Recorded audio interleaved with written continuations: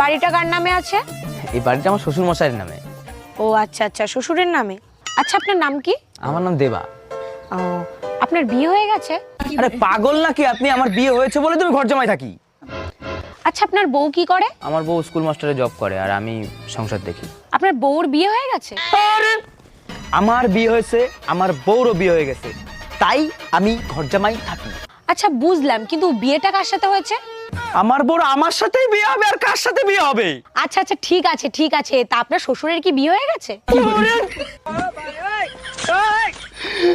আমি আপনার পায়ে পড়ি, আমার বিয়ে হয়েছে, আমার বউরও বিয়ে হয়েছে, আমার সাথে হয়েছে, আমার শ্বশুরেরও বিয়ে হয়েছে, নালে শ্বশুর বাড়ি বিয়ে কি করে হতো?